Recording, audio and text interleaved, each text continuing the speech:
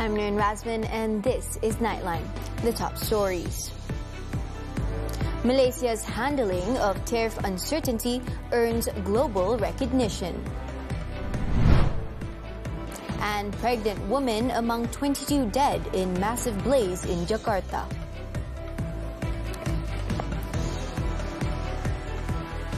Good morning. At least 22 people were killed when a fire broke out at a 7-story building in Indonesia's capital, Jakarta, on Tuesday. Central Jakarta Metro Police Chief Senior Commissioner Susatyo Purnomo Kondro said the blaze was likely sparked by an exploding drone battery on the ground floor, which spread to the upper levels before being extinguished. The fire was brought under control at 5:05 p.m. local time, and all floors had been checked. He added that efforts to clear the thick smoke from several floors were still ongoing. He also confirmed that most of the dead were women, including one who was pregnant. The victims did not seem to suffer burns and most likely died of asphyxiation. Police are questioning witnesses, including the business and building owners, to determine whether negligence or other parties were responsible. The building is the office of Terra Drone Indonesia, which provides drones for aerial survey activities with clients in the mining to agriculture sectors. Malaysia's economic stability continues to receive recognition from international credit rating agencies. In its latest update, FitTech Ratings affirmed Malaysia's sovereign credit rating at BBB+, with a stable outlook. Prime Minister Datuk Seri Anwar Ibrahim described the achievement as further proof of the government's success in managing global tariff uncertainties. In its report, Fitch noted that Malaysia scores above the global median across key environmental, social and governance (ESG) indicators. The agency highlighted political stability as a cornerstone, driving medium-term growth prospects and strengthening fiscal resilience. Fitch projected Malaysia's economic growth at 4.6% this year, while the labour market is expected to remain strong into next year, with unemployment at its lowest level in 11 years. The federal government deficit is also projected at 3.8% of gross domestic product (GDP) this year and is expected to narrow further to 3.5% next year.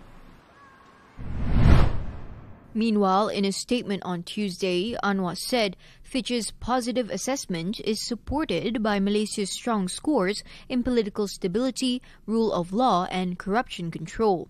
Despite tariff challenges, Malaysia has successfully signed agreements that support exports and strengthen the economy. While global conditions remain challenging, the government continues to implement reforms under the Madani economic framework. Looking ahead, efforts to expand revenue and rationalize subsidies will also continue to ensure more efficient use of national resources. Analysts Nightline spoke to view the ratings as recognition of the government's efforts to consolidate its finances, particularly in relation to good governance. Economist Muhammad Afzanizam Abdul Rashid said such efforts must be consistent and maintained. It's also part and parcel of their assessments. Therefore, I think perhaps the government would need to pay close attention about the governance, which also will have an impact in terms of how the rating agencies will actually assign the credit rating for each country, including Malaysia. Similarly, Associate Professor Ahmad Ramzan Abdul Latif of Putra Business School said the rating could help drive growth of around 4%, outpacing other countries in the region. Fitch also notes markedly improved political stability since 2022. The unity government, the Madani government, has created a more predictable policy environment, enabling steady progress on fiscal reforms. The government is conducting a comprehensive review of child safety in online gaming, including holding engagement sessions with key stakeholders for wider input. Deputy Communications Minister Teo Ni Ching said the assessment aims to identify appropriate regulatory measures to address online safety risk to children. Walaupun kandungan dalam platform permainan dalam talian bukan merupakan kategori perkhidmatan yang dilaisenkan buat masa ini, tindakan penguatkuasaan tetap boleh dilaksanakan sekiranya kandungan tersebut didapati menyalahi undang-undang seperti peruntukan Seksyen 233 Aktah 588 atau apabila aduan kesalahan dibuat oleh mana-mana individu atau pihak berkuasa. Teo said this in her reply to a question from Senator Nur Hasmimi Abdul Ghani in the Dewan Negara on Tuesday. She added that enforcement may include content removal requests, further investigations, or orders to block websites. The Deputy Minister also stressed that parents must monitor their children's online activities to prevent exposure to harmful content that may encourage aggressive behavior. Welcoming the move, Child Rights Innovation and Betterment, or CRIB Foundation, said the government's review of Malaysia's online gaming ecosystem is long overdue and a crucial step towards better child safety. What matters now is the quality of the review. It should focus on safety by design and on the real features that create risks for children. Open chat, friend requests from strangers, cross-links to other platforms, dark patterns that keep children online, and in-game purchases that can be exploited. It must include the voices of children, survivors, and frontline organizations, not only platform representatives. At the same time, CRIB warned that stronger safeguards should not lead to blanket bans or surveillance that suppresses young people's rights. The NGO added that if the review results in practical platform standards and better digital literacy training, it could mark a turning point in how Malaysia protects children online. Only about 3% of projects under the Works Ministry are classified as sick or delayed from their original construction schedule. Works Minister Datuk Seri Alexander Nantalinggi on Tuesday stressed that although the percentage of delayed projects is small, the ministry takes the issue seriously. Nanta said a special committee has been set up by the Ministry's Secretary General to monitor these sick projects and ensure that appropriate action is taken. He also noted that each contract carries legal implications and therefore cannot be terminated arbitrarily. Among the causes of delay identified are issues in the initial work process, management shortcomings, and the contractor's financial problems. On Monday, Prime Minister Datuk Seri Anwar Ibrahim instructed the ministry to take stern action against negligent contractors, including those who fail to complete projects on schedule.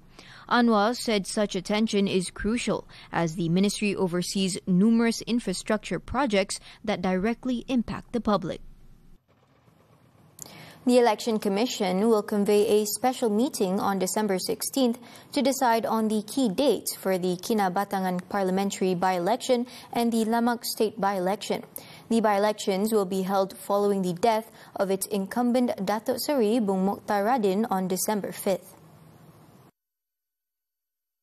In a statement on Tuesday, EC Secretary Datuk Khairul Shahril Idrus said the Commission received notifications of the vacancies for the two seats from Dewan Rakyat Speaker Tan Sri Johari Abdul and Sabah State Legislative Assembly Speaker Datuk Seri Kadzim Muhammad Yahya. This is in line with the federal and Sabah state constitutions, which require the vacancy to be filled within 60 days.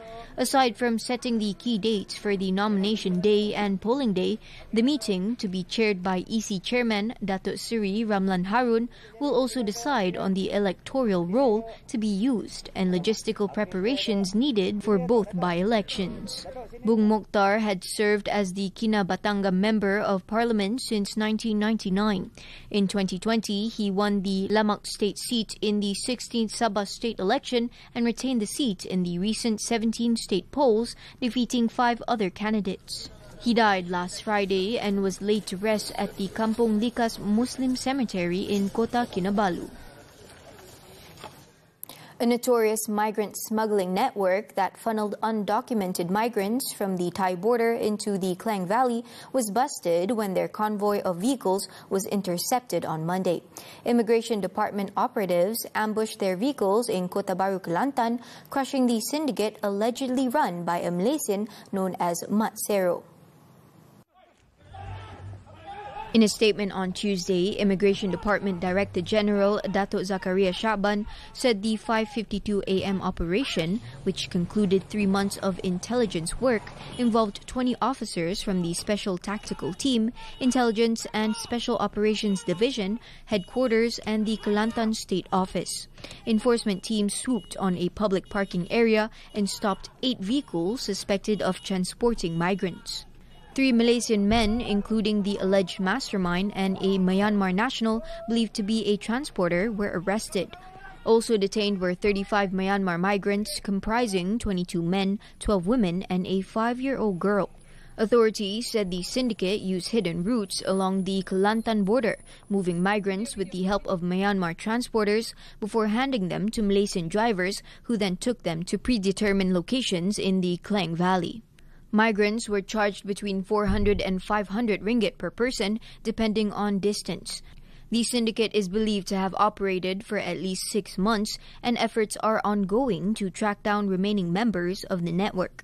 All detainees have been taken to the Kelantan Immigration Office for further action. The case is being investigated under the Anti-Trafficking in Persons and Anti-Smuggling of Migrants Act and the Immigration Act.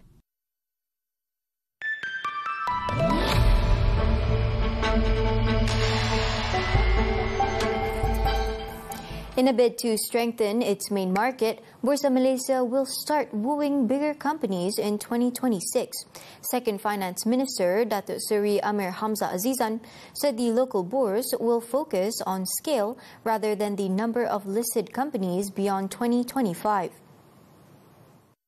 I think Bursa will shift their focus a bit in terms of giving more weightages to getting bigger companies to come on Bursa, strengthen the main board as their primary target. So we're in discussion with Bursa in setting a target that's not just about numbers, but also weight of players within the market.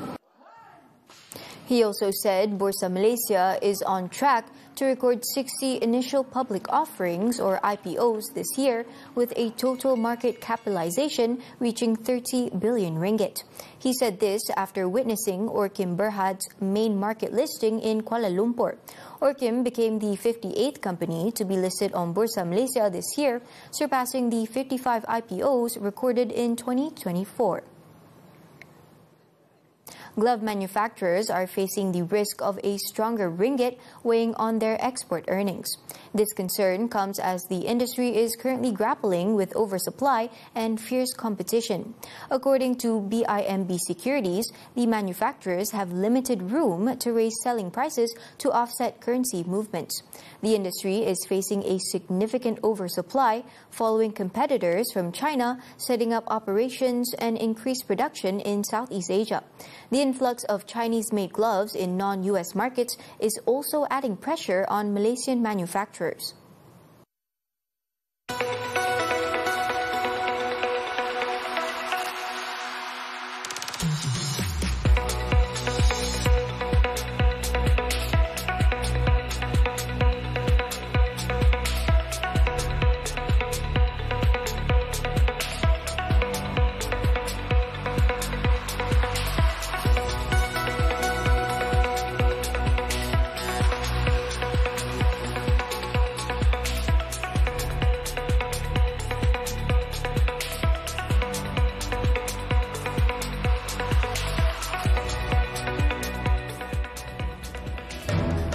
Ambulance driver killed in Kluang incident. More from the local front after this breather. Fan nombor 1, itu memang kamu. Jangan tunggu, vote laju-laju. Undi calon top 10, 37. Kita bagi kecoh. Nombor 1, bintang paling popular. You are the one, kita tentukan. ABPBH 37. Satu keunggulan, memang tiada lawan. Joe, undi straight sampai 9 Disember. Scan the QR. Cepat undi-undi, benda free. Tak payah banyak bunyi. Tak cukup, kita ganda lagi. Belajar kini lebih semangat dengan TV Tuition. Lebih 5,000 video pembelajaran, lebih 100 hos hebat, terdiri daripada selebriti dan guru berpengalaman. Ulang kaji jadi lebih seronok dengan lebih 10,000 soalan latihan, serta ulasan guru yang membantu anda faham dengan cepat dan mudah. Apa tunggu lagi? Langgan sekarang dan stream ditonton. TV Tuition, belajar ditonton, bijak sampai lulus. Pen nombor 1, itu memang kamu. Jangan tunggu, vote laju-laju. Undi calon top 10, 37. Kita bagi kecoh. Nombor 1, bintang paling popular. You are the one, kita tentukan. ABPBH 37. Satu keunggulan, memang tiada lawan. Joe, undi straight sampai 9 Disember. Scan the QR. Cepat undi-undi, benda free. Tak payah banyak bunyi. Tak cukup, kita ganda lagi. Line up tiada lawan. Dari duo penyampai trofi yang sepadan habis. Hingga performance yang buat semua angkat tangan.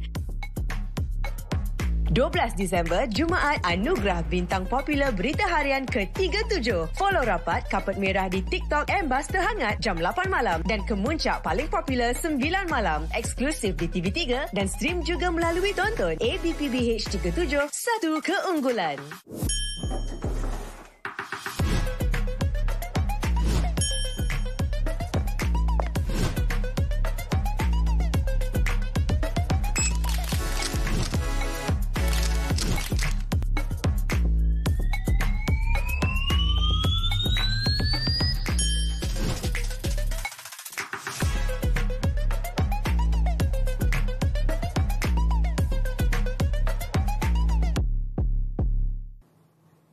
Welcome back. An ambulance driver was killed when the vehicle he was driving overturned after a crash at kilometer 59.8 of the North-South Expressway southbound in Kluang, Johor. A patient and 2 paramedics in the ambulance from Sagama Hospital were injured in the 1:30 p.m. accident. Rungam Fire and Rescue Station Operations Commander Muhammad Nasir Abdul Shah said the station received an emergency call at 1:30 p.m. A team of 6 personnel were deployed to the scene. Upon their arrival, the ambulance was found to have skidded, ejecting the driver and the front passenger from the vehicle. 2 other passengers in the rear seats were unharmed. The fire station personnel moved the victims to a safe area before handing them over to ambulance service for medical treatment. The 43-year-old driver's body was handed over to the police once operations concluded at 2:24 p.m.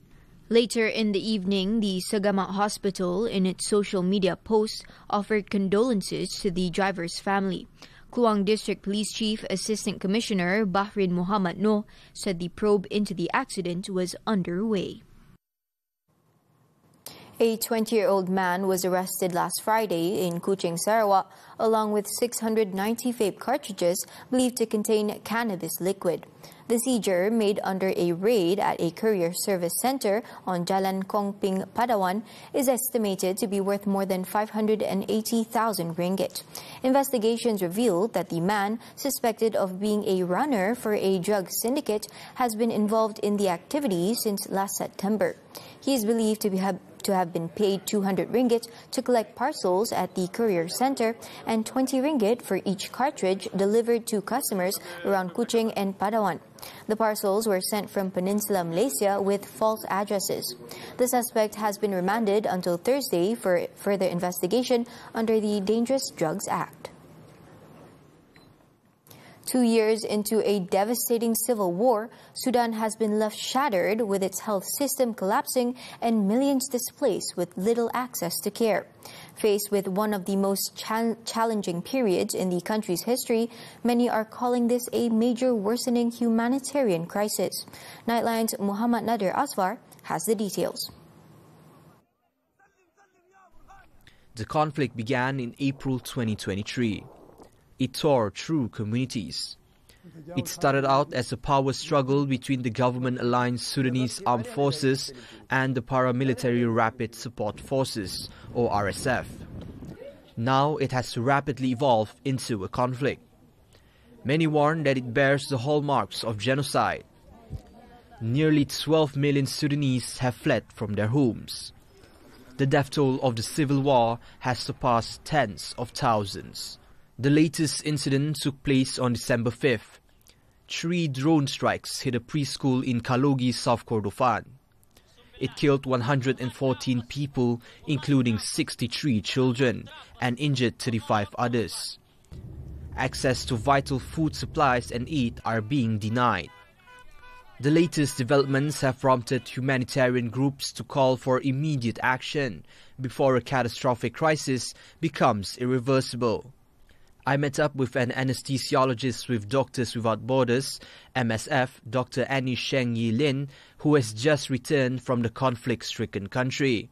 In her 2-month stint in Sudan, the Taiwanese doctor discovered that it was her most challenging attachment in a conflict zone.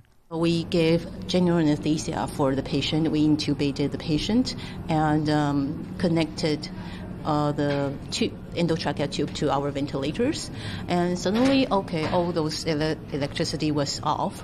So it was dark, and the ventilator was off, of course. So, but we didn't have any other choices. We had to do the ventilation by manually. With the growing number of injured, Sudan's healthcare system is in urgent need of medical support. Because of the war, the education, the professional trainings were disrupted. So a lot of clinics or hospitals were also influenced or closed. And also some of the medical staff were injured or even passed away because of the war. The continued lack of awareness from the international community appears to be one of the major challenges in Sudan's humanitarian crisis. People will think, it's civil war. It's not international war like Ukraine and Russia or like Gaza. So people will think, it's your own business. But all those like genocide, we say, or those mass casualties, were really happening, and the severe malnutrition were realities. Hospitals are overwhelmed. Essential supplies are running low. Doctors and aid workers are struggling to meet the urgent needs of civilians caught in the conflict. As families continue to flee and clinics struggling to support, the gap between need and aid widens. And without urgent support, Sudan's medical crisis may well outpace its response. Muhammad Nadir Aswar, TV3. Nurin says no to ceasefire. The details when Nightline returns.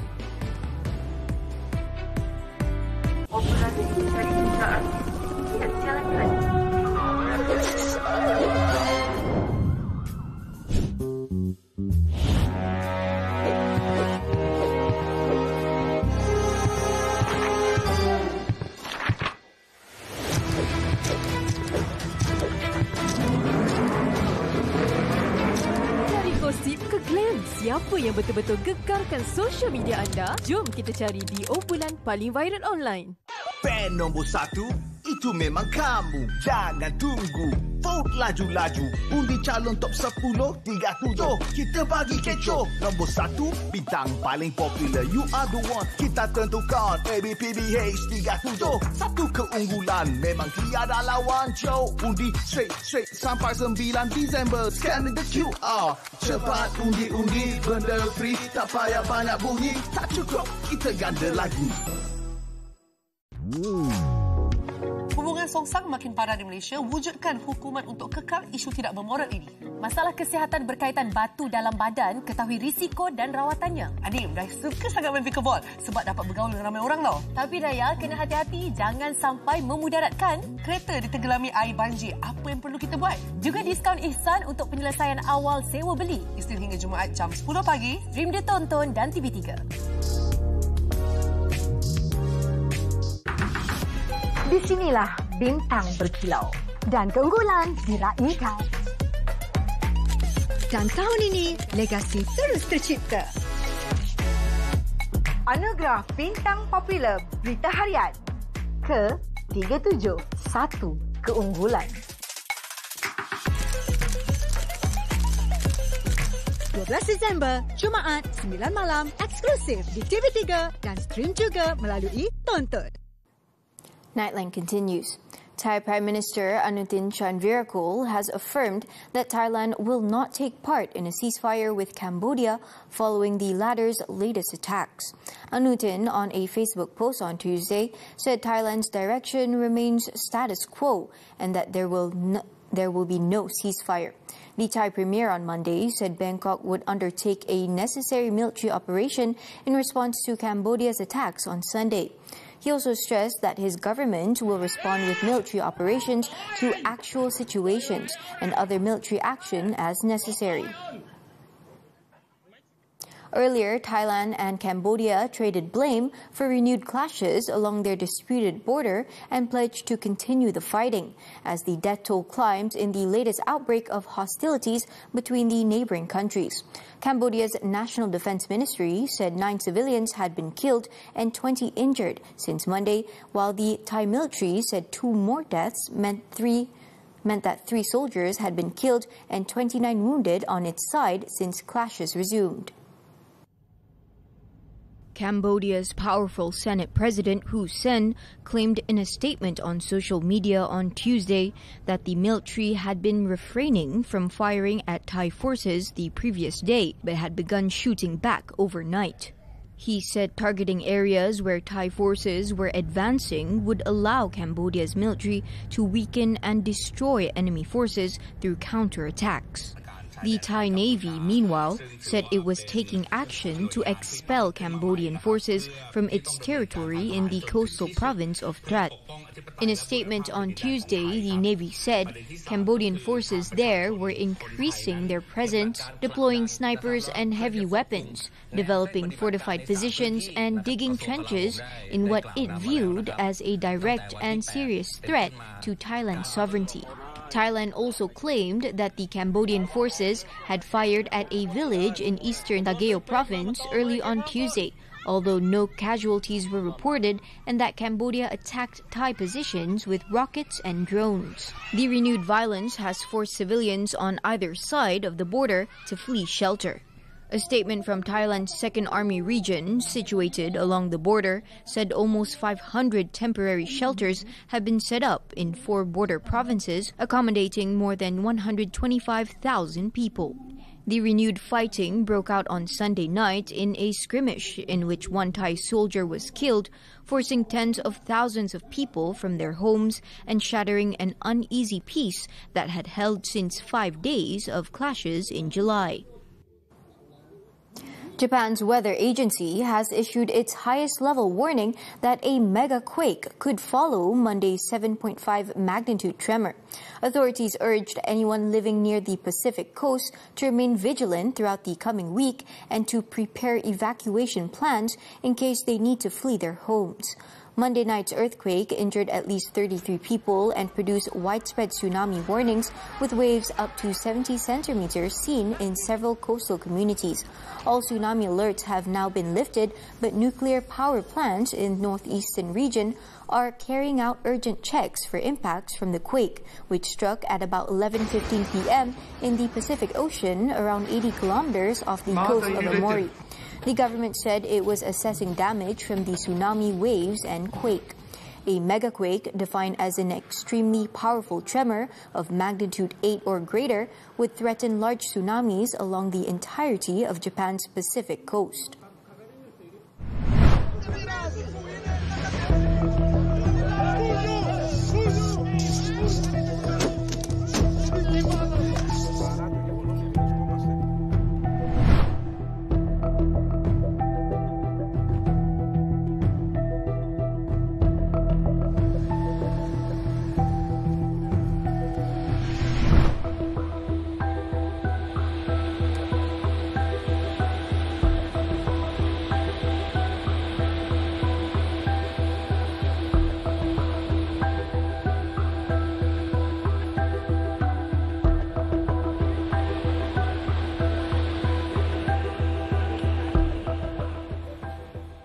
Switching to sports now, football, the Asian Champions League elite. Johor Darul Takzim, JDT, had to be content with a share of points after they were held to a goalless draw by Chinese side Shanghai Port FC on Tuesday night. JDT had at least 3 best chances to put the ball into Shanghai's net, but both Jairo da Silva and Nacho Mendes failed to capitalize. With the draw, JDT remain in 6th spot with 8 points, 5 points behind leaders Vissel Kobe. JDT will have to beat Kobe and another Japanese giant, Sanfrecce Hiroshima, to secure a place in the last 16.